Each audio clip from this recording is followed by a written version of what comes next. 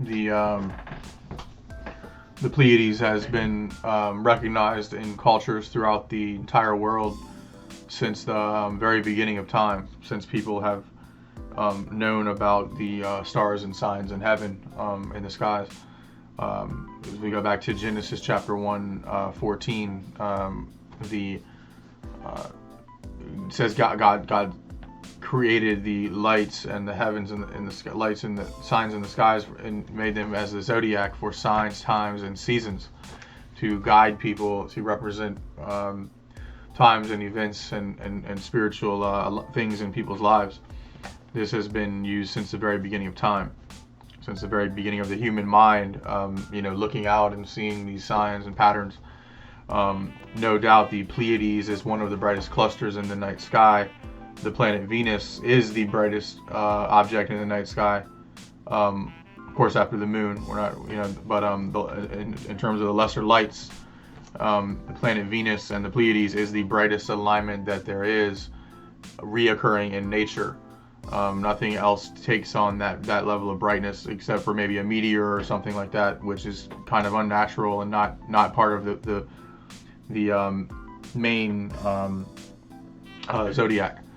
So what people would have seen from the very beginning is the alignment of Venus and the Pleiades. Venus and the Pleiades has occurred every 235 years since the very beginning, so long as the Earth was rotating at the particular speed that it does, and it goes in the same exact pattern around the sun, and Venus having the same exact spin, relatively speaking, has been almost the same since the very beginning of time.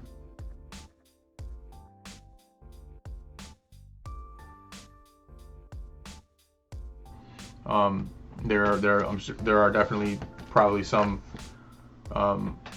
fluctuations where things kind of reset eventually, but there's always going to be a point where Venus and the Pleiades match up, where there's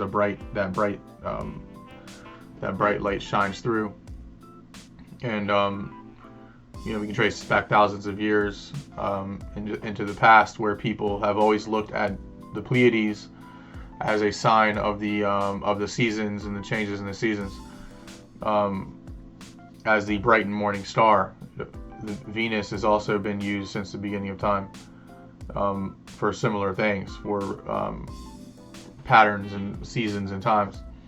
So when these two coming together is just a very powerful symbol, and I'm pretty sure it is that combination is the brightest object in the night sky.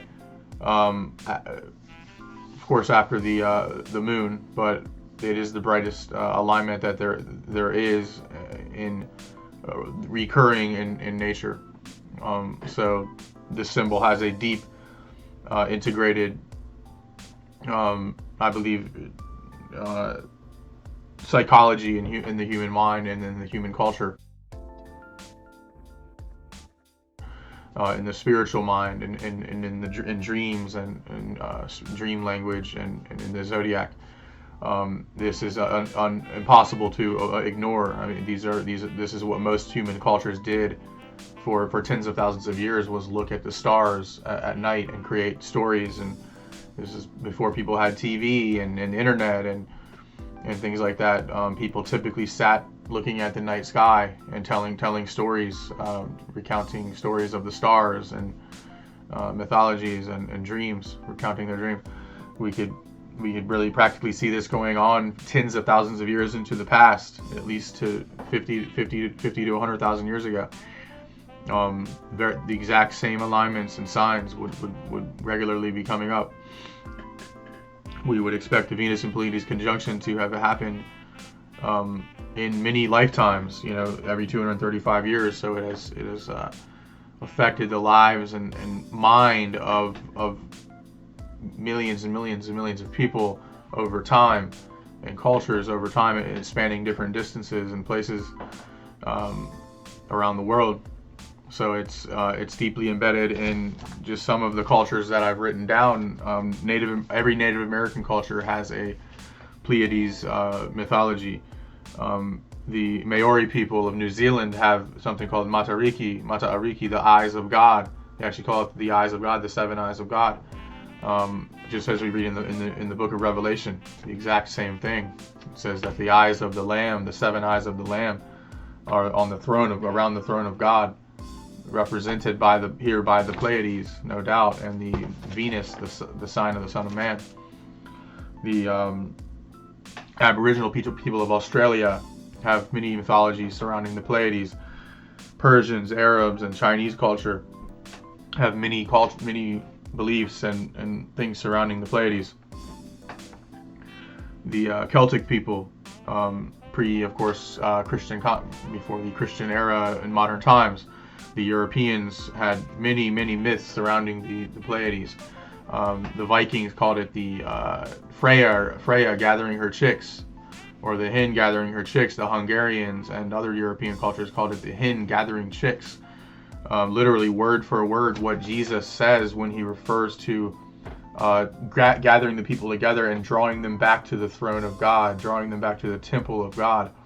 The inner heart, the inner mind, the spirit of God, I believe comes through in this symbol, this pattern. Jesus said, I long to gather you together like a hen gathering her chicks, which is a reference directly, I believe, to the Pleiades.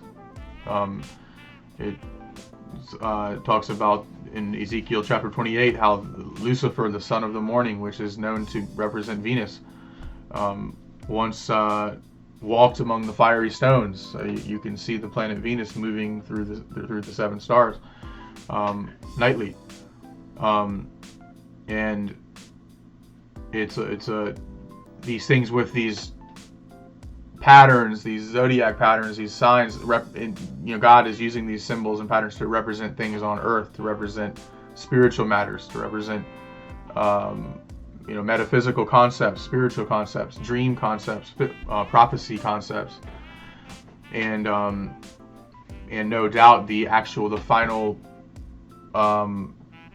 salvation of mankind, returning to Eden, returning westward toward the western sky, where Venus and the Pleiades come together in alignment and glow and shine very brightly. The sign of Jesus himself, the bright and morning star rising in our hearts, the Holy Spirit, ascending up through us into our heart and illuminating the entire person, filling a person with the glory of God, with salvation. That is the ultimate symbol of perfection, of restoration, of the healing of mankind, of all mankind. As is mentioned, after you pass the 7 stars in the Revelation, you end in Eden once again, through the temple, the cube, the heavenly Jerusalem. Into the midst of the temple, the tree of life, which Jesus says the leaves are for the healing of all the nations. So the blossoming leaves of the tree of life for every month of the year, it says, for the healing of all nations. So no doubt these are all, and many of these mythologies are interconnected and very similar throughout Greek culture, and some of these cultures, Aboriginal cultures, African cultures, Native American cultures that have been spread by vast distances. But you can see that going back to the core, to the origin of the people in the Near East and in Eden, as the Bible even says, they've carried these traditions along with them generation after generation. This is what people do. They didn't have computers and TV. They told stories. They recounted the stories of the past, of Eden, of how we once lived in a perfect garden in the West, and we once had, God walked with us, and we lived in glory in nature, and the stars shine brightly, and these concepts are deeply embedded in human thinking, in the human spirit, in the human culture and tradition. I believe, going back to the beginnings of human culture and existence in Eden, of course, in the Mediterranean region, in the Levant, around the Tigris and Euphrates River. That is where God says that they ended up. The people were taken and to live in Eden, and then sort of spread out from there. And the flood, of course, happened, and people again recounted these stories, all around the world. So I do believe this sign, this symbol, is to draw people back together, to bring people to the very beginning, and show them that the entire human world can heal, the human culture, human society can heal, can return, and take through the Holy Spirit, through Jesus, can bring us all together in celebration and joy and mourning for the crucifixion of Christ, and for that bringing our salvation and hope to people.